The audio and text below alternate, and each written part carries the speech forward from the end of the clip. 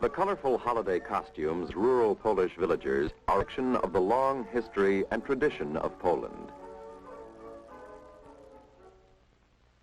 So are simple old-fashioned farm implements, which are still used to cultivate much of the land,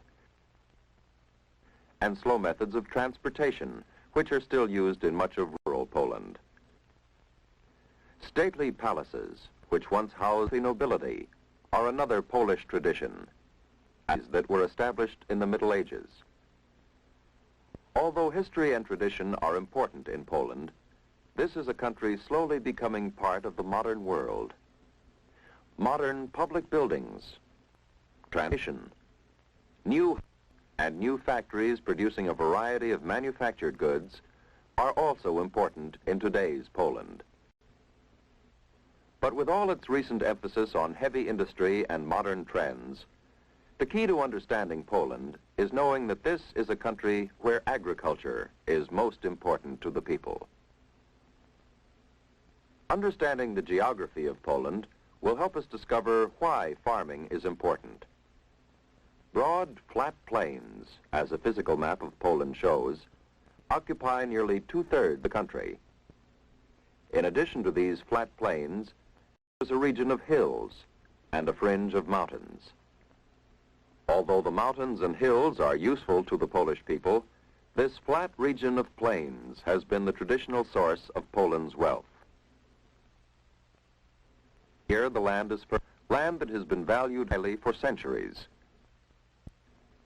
Early in Poland's history, when the country was a vast kingdom, large areas of rich, productive land were sectioned off and ruled by members of the nobility who lived in state palaces.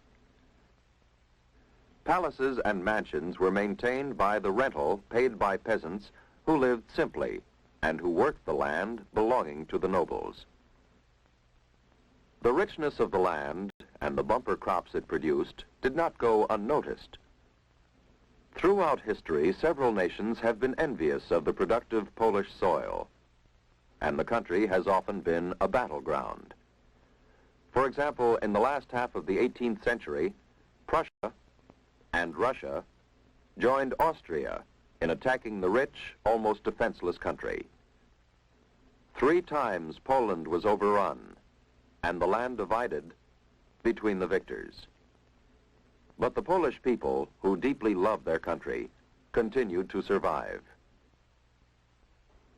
Following World War I, in which many Polish soldiers fought and died, Poland was re-established as an independent nation through the efforts of the United States.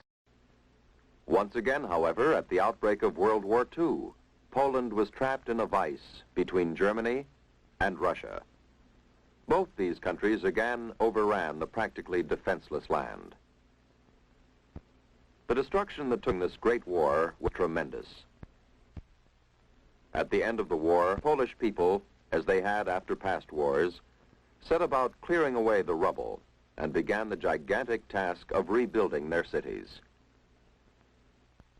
Because of their love for tradition, many of the new buildings constructed by the Poles are almost exact duplicates of historic buildings which stood centuries ago. For example, this in the capital city of Warsaw was copied from paintings made by the Italian artist Canaletto, who visited Poland in the 18th century. Rebuilding the cities has been done not only in the tradition of history, but in the modern style as well, although some of the modern Polish buildings might look old-fashioned in modern American cities. A change in building styles was only one of the changes that took place in post-war Poland. For peace again brought changes to the map of Poland. Poland gained a large area of productive farmland from Germany, but gave up some of its eastern territory to the Soviet Union. In addition, Soviet troops occupied East Germany and Poland, and were instrumental in bringing communist governments into power in both countries. A communist government established the People's Republic of Poland, though it was contrary to the country's historic traditions. To the other communist nations, Poland is important because its people produce much-needed goods and foodstuffs. As we take a closer look at communist-governed Poland, try to keep in mind how the things this country is doing affect world politics and trade.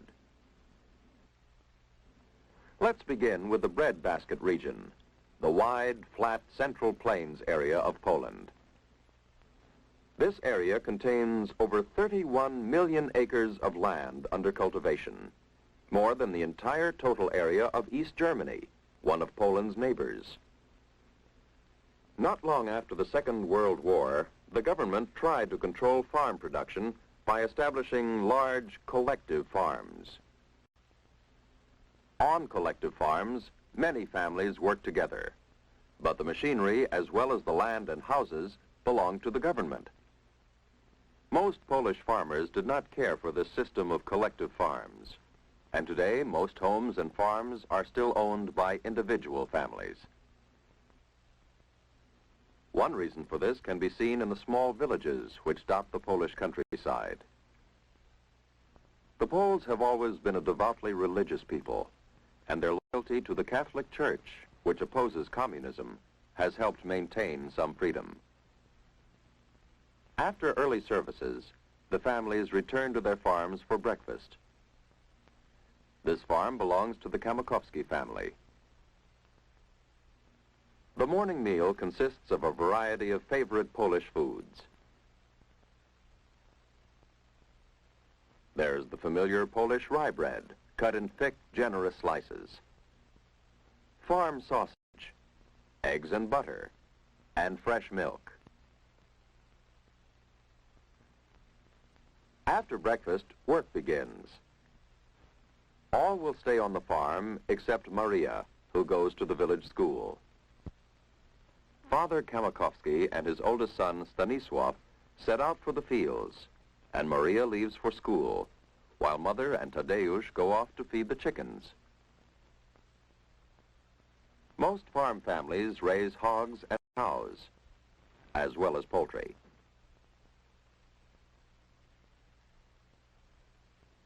Much livestock was killed in the war, but the raising of animals is once again increasing in Poland. Crop production, too, is increasing after the unsuccessful experiment in collectivized farming. Polish farmers, like the Kamakowskis, produce bumper crops of the very important wheat and other grains such as oats and rye. These grains grow well in the fertile soil and favorable climate of Poland. This is a climate that is generally pleasantly cool in summer, with abundant amounts of rainfall. Also contributing to increased crop production is the widespread use by Polish farmers of chemical fertilizers. These fertilizers are produced in Poland itself, in the south, the industrial area of the country. In this area of Poland, we'll find little farming, for this is an area of mining activity. The land here is rich in a variety of natural resources. New mines are being opened, and quantities of ores are being mined today. Ores such as zinc, magnesium, barium, and others used in the production of chemicals. In addition, there are mines producing ores for heavy industry, lead, and copper. Some iron ore is also mined. Iron is essential to the production of steel. Steel production also depends upon a steady supply of coal. Poland is the world's 7th largest producer of hard coal, and though much of the coal is used in Polish industries, large amounts are exported. This coal is from a mine located in the busy district of Upper Silesia, where most of Poland's coal mining activity is concentrated. In and around Upper Silesia, this large mining area, are many industrial cities. The people who live in these cities are mainly factory workers. All large factories, like the mines of Poland, are owned and operated by the government. In these factories, Poles produce a number of different goods.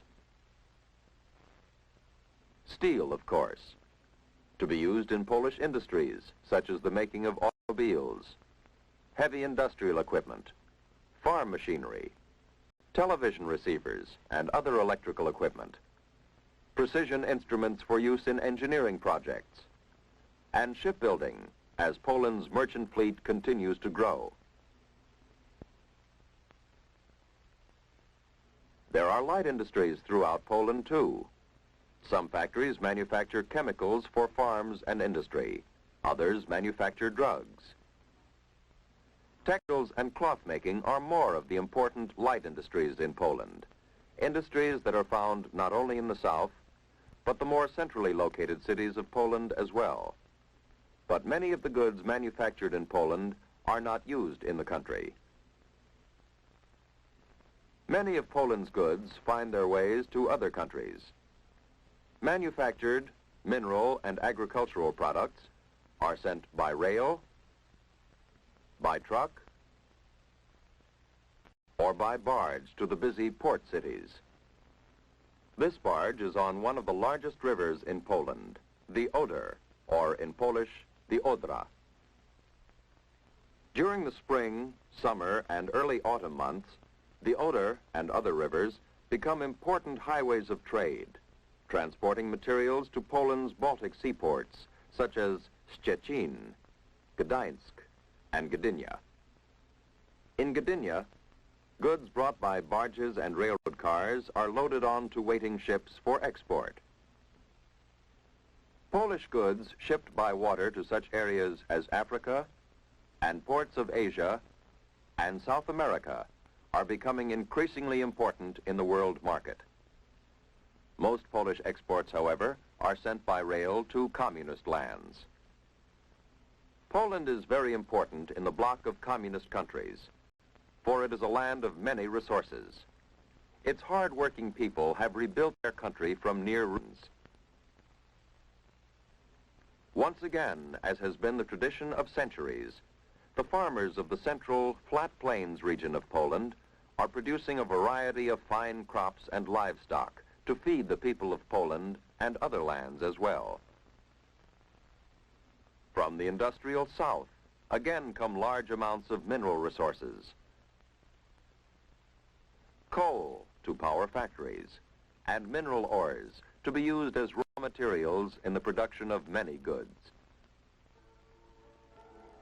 The very same reasons, the increasing productivity of the country and its wealth of resources, make Poland important not only to the communist bloc of nations, but to other nations of the world as well.